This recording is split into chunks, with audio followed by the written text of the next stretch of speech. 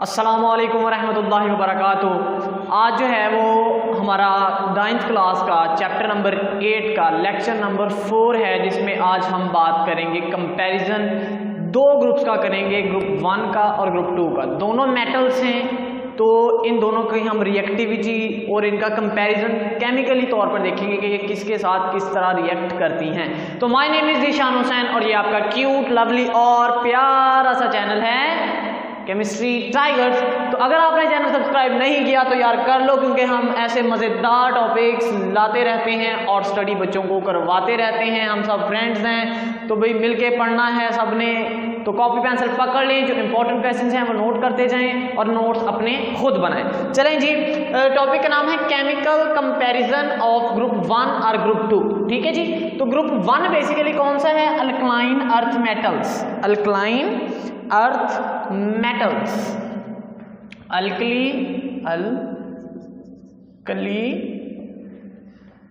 Alkali metals, और ये वाला है अल्कलाइन अर्थ मेटल्स। ठीक है जी। तो alkali metals and alkaline earth metals. चलें जी, फर्स्ट ऑफ ऑल हम एक साइड पे लिख लेते हैं जी ग्रुप 1 और दूसरी साइड पे लिख लेते हैं ग्रुप 2। ग्रुप 1 मतलब अल्कली मेटल्स यार, अल्कली मेटल्स। ठीक है। यहाँ पे ग्रुप 2 मतलब alkaline earth metals, alkaline earth metals. ठीक है जी। तो चलें जी, अब हम सबसे पहले हम इसकी अकरेंस के बारे में देखते हैं। अकरेंस इसकी सबसे पहली फर्स्ट प्रॉपर्टी है कि भाई ये किस तरह रहते हैं।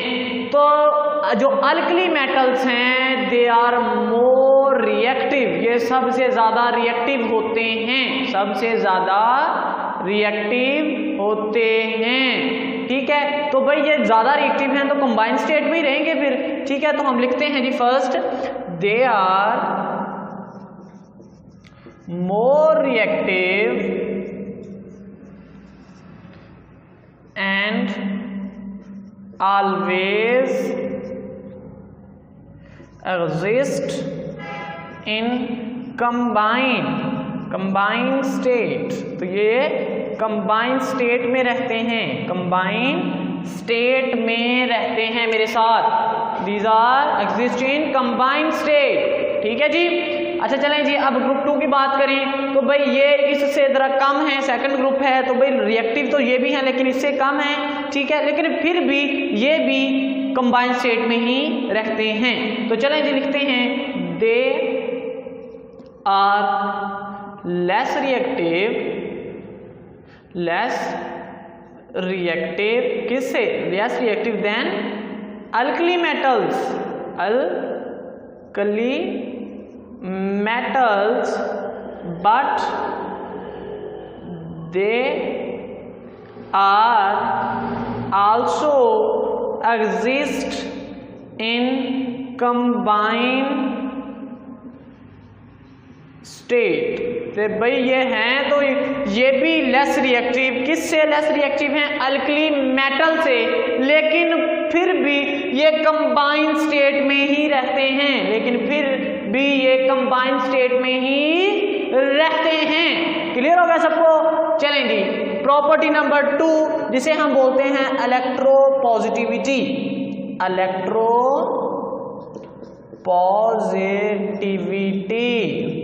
इलेक्ट्रोपॉजिटिविटी। अब ये क्या बुला है भाई इलेक्ट्रोपॉजिटिविटी?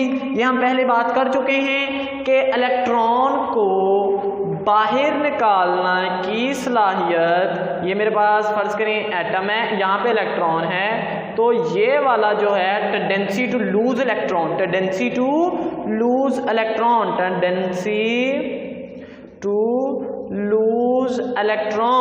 is called electropositivity या मेटालिक करैक्टर। पिछले बात हमारी हो चुकी है, डिटेल में अच्छे से क्वेश्चंस भी कर चुके हैं हम। अच्छा चलें जी, तो इसकी जो इलेक्ट्रोपॉजिटिविटी है, क्योंकि अल्कली मेटल्स का साइज सबसे ज़्यादा होता है, तो इसलिए भाई ये इजीली इलेक्ट्रॉन इलेक्ट्रॉन डोनेट कर सकते हैं, इजीली इलेक्ट्रॉन दे सकते हैं, ठीक है। तो इसलिए इसकी इलेक्ट्रोपॉजिटिविटी तो हाई है, ठीक है, इलेक्ट्रोपॉजिटिविटी हाई है। तो आयोनाइजेशन एनर्जी का क्या ताल्लुक है भाई? आयोनाइजेशन एनर्जी क्या होता है कि हम वो एनर्जी दें, वो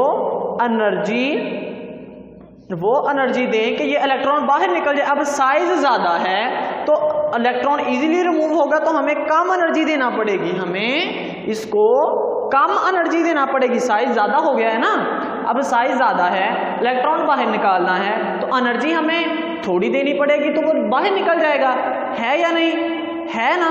अच्छा चलें, और अगर फर्ज करें साइज कम हो गया तो हमें इलेक्ट्रॉन बाहर निकालना है, तो हमें एनर्जी फिर ज़्यादा देनी पड़ेगी, फिर एनर्जी हमें ज़्यादा देनी पड़ेगी। तो याद रखें, चलें जी इसकी बात अब करते हैं इलेक्ट्रोपॉजिटिविटी।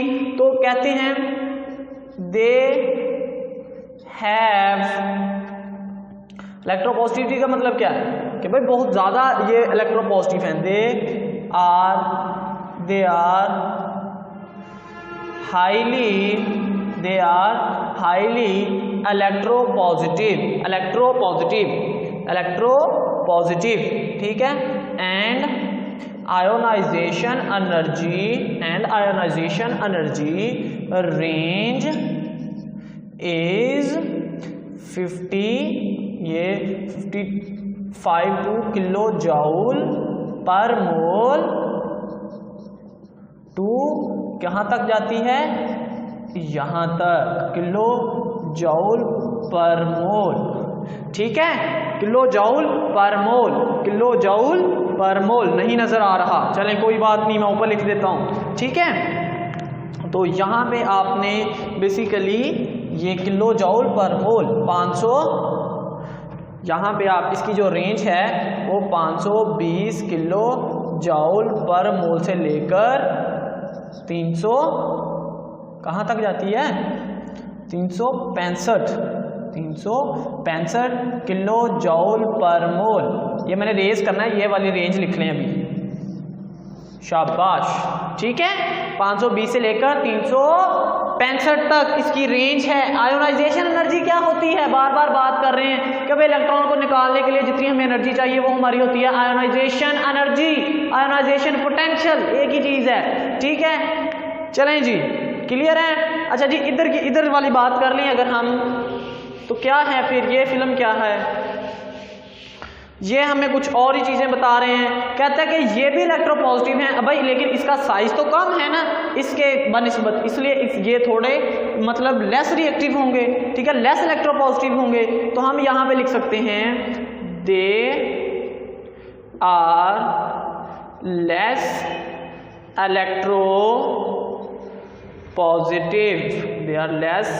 इलेक्ट्रोपॉजिटिव देन, कहाँ से, किससे, अल्कली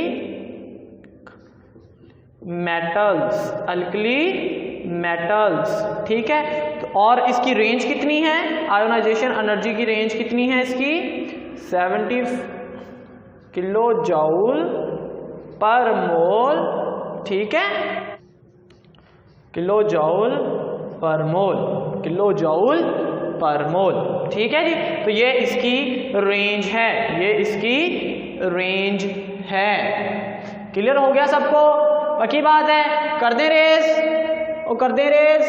ओके। अच्छा चलें जी, प्रॉपर्टी नंबर 2 देखते हैं, हो चुकी है हमारी। अब प्रॉपर्टी नंबर 3 की तरफ चलते हैं कि भाई अब इन दोनों में क्या फ़र्क है। हो बिल्लो बग्गे बिल्लियां दागी करेंगी, बग्गे बिल्लियां दागी करेंगी, जद सानू सब की ना आया ते असीं की करांगे। चलो टक टक टक टक टक, चलो ग्रुप नाम। अब हम इसके कुछ रिएक्शंस की बात करेंगे कि रिएक्शंस कैसे करते हैं। रिएक्शन विद वाटर, दोनों का वाटर के साथ रिएक्शन करवा के देखें। क्वेश्चन कैसे आएगा, right the reaction of water. अब वहाँ वो फर्स्ट ग्रुप में से कोई भी ले सकता है, वो भाई सोडियम ले ले, वो भाई लिथियम ले ले, वो पोटाशियम ले ले, मतलब वो उनमें से कोई ना कोई ले लेगा, लेकिन आमतौर पर सोडियम लिया जाता है। अच्छा जी, ग्रुप 2 की बात करें तब भी वो यही पूछेगा, right the reaction of alkali metals with water, तो अल्कलाइन अर्थ मेटल्स और अल्कली मेटल्स जो हैं इनका वाटर के साथ रिएक्शन आपने याद कर लेना है, शॉर्ट क्वेश्चंस के लिए कई दफ़ा आ चुका है। ठीक है जी, क्लियर है। चलें जी, तो फर्स्टली जी ये जो हैं ये जब रिएक्शन करती हैं, मैं आपने इंग्लिश बुक पे है तो इजीली समझना है हमने, ये मेरे पास सोडियम है, जब ये रिएक्शन करते हैं वाटर के साथ तो भाई सिंपल सी बात है, कहते हैं कि ये और प्लस हाइड्रोजन गैस रिलीज होती है, हाइड्रोजन गैस रिलीज होती है। इट इज़ वेरी एक्सप्लोसिव, इससे बहुत ज़्यादा धमाका होता है। ठीक है, ये हमने किया था तो इससे ये हुआ कि एक दफ़ा ना मतलब अच्छा खासा धमाका होता है। ठीक है, अच्छी खासी गूंज आती है। तो ये सोडियम अगर मेटल के साथ करेंगे, वाटर के साथ रिएक्शन करेगा तो भाई एक स्ट्रॉन्ग बेस बनेगी, strong alkaline solution, alkaline solution बनेगा और साथ प्लस क्या बनेगी, हाइड्रोजन गैस। क्लियर है। अच्छा चलें जी इस तरफ आ जाएं। अगर हम मैग्नीशियम, दूसरे ग्रुप में से मैग्नीशियम ले लिए हमने, मैग्नीशियम का वाटर के साथ रिएक्शन करवा दें तो क्या होगा, तो भाई बड़ा सिंपल सी बात है, जब ये मैग्नीशियम इसके साथ रिएक्शन करेगा तो ये मतलब इसके साथ ये वाली चीज़ बनाएगा और प्लस हाइड्रोजन गैस रिलीज करेगा। ठीक है, उसके बाद ये जो मेटालिक ऑक्साइड है, ये अगर हम बात करें तो क्या होगा, ये दोबारा वाटर के साथ रिएक्शन करेगा और यहाँ पे वीक बेस बना देगा, वीक बेस। ये बेटा वीक बेस है, वीक बेस। ठीक है, जब ये रिएक्शन करता है तो अल्कलाइन अर्थ मेटल्स जब वाटर के साथ रिएक्शन करती हैं तो हाइड्रोजन गैस, मतलब कि ये हाइड्रोजन गैस की हमने वाटर की लिख दिया, अभी गलती करवा के बड़े खुश होते हैं, बताते नहीं है कि मिनट में कि गलती हो गई है। चलें जी, तो वाटर के साथ ये रिएक्शन होने के बाद हाइड्रोजन गैस निकलती है और यहाँ से वीक बेस प्रोड्यूस होती है। क्या होती है जी, वीक बेस प्रोड्यूस होती है।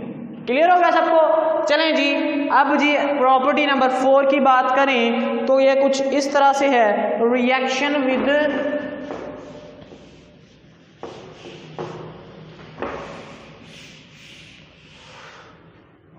आज मेरा मूड नहीं है पढ़ने का, मूड नहीं है मेरा पढ़ने का, चलें कोई बात नहीं।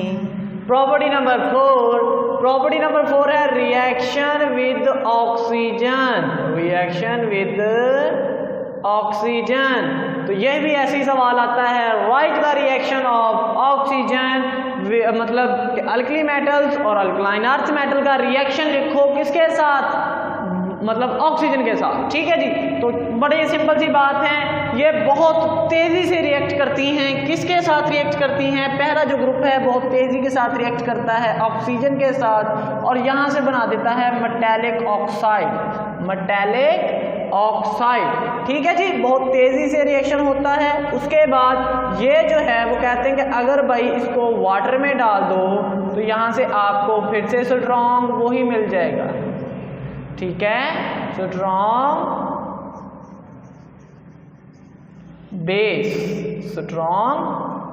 बेस प्रोड्यूस हो जाएगी, स्ट्रॉन्ग बेस प्रोड्यूस हो जाएगी। अच्छा जी, अब हम बात करते हैं ग्रुप नंबर 2 की कि उसमें क्या होगा। वो कहते हैं कि अगर आप भाई मैग्नीशियम ले लें और इसका ऑक्सीजन के साथ रिएक्शन करें तो भाई आपको हीट करना पड़ेगा, तो फिर जाके मेटालिक ऑक्साइड बनेगा। ठीक है जी, है ये भी मेटालिक ऑक्साइड और ये भी मेटालिक ऑक्साइड। मेटालिक ऑक्साइड मतलब मेटल का ऑक्सीजन के साथ बॉन्ड। ठीक है, तो बनेगा तो ही, लेकिन इसे बाय हीटिंग करना पड़ेगा, बाय हीटिंग करना पड़ेगा, तो तभी जाके ये रिएक्शन होगा। ठीक है, तो 4 रिएक्शन हमारे हो चुके हैं। तो नेक्स्ट बात करते हैं रिएक्शन नंबर 5 की, जो कि है रिएक्शन विद हाइड्रोजन।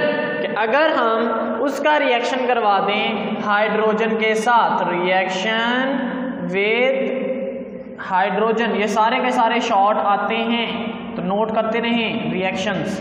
अच्छा चलें जी, इंग्लिश आपके लिखी हुई है, बात समझनी है। रिएक्शन ऑफ हाइड्रोजन वो कहते हैं कि जब भाई अल्कलाइन अर्थ मेटल या अल्कली मेटल्स हाइड्रोजन के साथ रिएक्शन करती हैं तो क्या बनता है, उसका हाइड्राइड बनता है। हाइड्राइड मतलब क्या होता है, हाइड्राइड का मतलब होता है, हाइड्राइड का मतलब है किसी भी चीज़ के साथ हाइड्रोजन लगा हो, सिर्फ हाइड्रोजन, ठीक है, हाइड्राइड, ठीक है। मेटल है ना, तो ये मेटल है, इसके साथ H लग गया तो ये मेटल हाइड्राइड बन गया, ठीक है। कोई भी, यानी कि सोडियम हाइड्राइड, अगर पोटाशियम है तो पोटाशियम हाइड्राइड।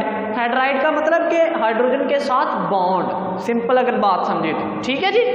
सिंपल मैं बात कर रहा हूँ आपसे, आपके लेवल की। अच्छा चलें जी, सिंपल सी बात करते हैं अब रिएक्शन विद हाइड्रोजन। हम पहले इसकी बात करते हैं ग्रुप 1 की। तो भाई जब ये हाइड्रोजन के साथ रिएक्शन नंबर 5 है, जब सोडियम हाइड्रोजन के साथ रिएक्शन करता है तो भाई NaH बनाता है, मेटालिक हाइड्राइड बनाता है, ठीक है, मेटालिक हाइड्राइड। और ये क्या कैसे होता है जी, at high temperature, at high temperature पे होता है, हाई टेम्परेचर पे होता है, ठीक है जी। अच्छा चलें जी, अगर इसकी बात करें तो ये फर्ज करें अगर हमने कैल्शियम का बनाना हो हाइड्राइड, यानी हाइड्रोजन के साथ रिएक्शन करवाना हो, तो हमारे पास ये चीज़ तो हाइड्राइड तो बन जाएगा, लेकिन इसमें एक दिक्कत ये है, इसमें एक कमी ये है कि हमें इसको और भी कंडीशन देना पड़े। इसके लिए तो हमें हाई टेम्परेचर ही बस देना पड़ा, लेकिन इसके लिए हमें high temperature, high pressure, high pressure, high temperature, high temperature दोनों ही देने पड़ेंगे। हाई टेम्परेचर और हाई प्रेशर दोनों ही देने पड़ेंगे। तो इस वजह से ये जो हैं ये लेस हैं और ये ज़्यादा हैं, ये जल्दी से बना देते हैं और ये थोड़ा मतलब इसके लिए दिक्कत है, ठीक है जी। क्लियर हो गया अब, पक्की बात है। अच्छा चलें जी, नेक्स्ट बात करते हैं रिएक्शन विद हैलोजन के साथ, कि हैलोजन के साथ इसका रिएक्शन कैसे होता है। होए सबक नहीं आंदा मैनू, सबक नहीं आंदा ना याद मैनू हुंदा है।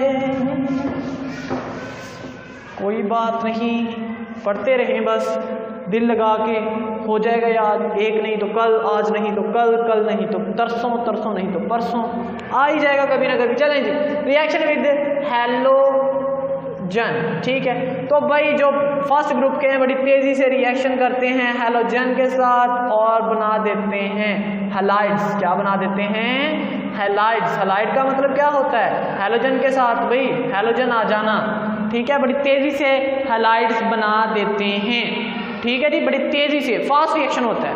अच्छा जी आगे आ जाएं, इसकी अगर बात करें तो बड़ा स्लो रिएक्शन होता है, ये स्लोली रिएक्ट करते हैं, स्लोली रिएक्ट करते हैं किसके साथ, भाई कोई भी आपके पास जैसे जी कैल्शियम है तो भाई क्लोरीन के साथ रिएक्शन करवाएंगे तो ये स्लोली प्रोसेस है तो थोड़ा टाइम लग जाएगा। ये स्लोली रिएक्ट करते हैं, स्लोली रिएक्ट करते हैं। अब हम जितने भी पढ़े हैं इसमें सबसे आगे यही रहे हैं, ये पीछे रहे हैं, लेकिन अब हम दो ऐसी रिएक्शंस पढ़ेंगे जिसमें ये पीछे हो जाएंगे और ये आगे हो जाएंगे, ठीक है जी। चलें जी, उसमें रिएक्शन फर्स्ट है रिएक्शन विद नाइट्रोजन।